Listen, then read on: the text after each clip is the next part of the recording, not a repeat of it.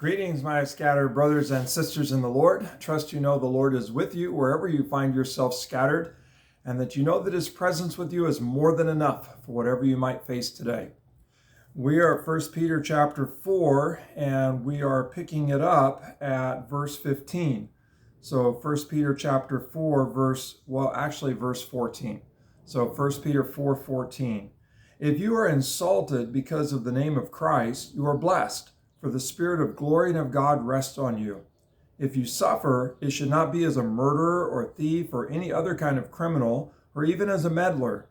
However, if you suffer as a Christian, do not be ashamed, but praise God that you bear that name. I want to talk about the middle part of it first, that if you suffer, it should not be as a murderer or as a thief or any other kind of a criminal or as a meddler.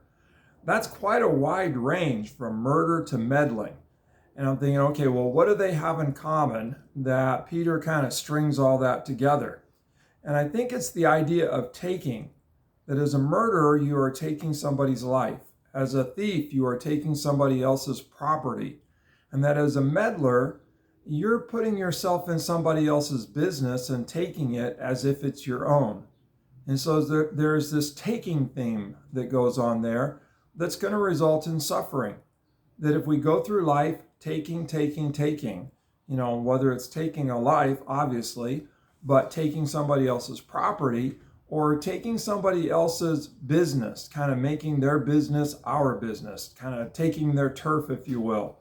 We're going to face a lot of rejection. We're going to face a lot of suffering. People don't enjoy being taken from. And so, don't suffer that way. If you're a taker, you're going to be a sufferer. But if you suffer as a Christian, it's kind of the opposite. You're giving. To suffer as a Christian means that we are giving our lives to Christ. And in giving our lives to Christ, we're going to be giving to a lot of others. And it's going to result in some persecution at times. It's going to result in some suffering. People are going to ostracize us because we are giving our loyalty, giving ourselves to Christ rather than to some other cause or rather than to some other way of life.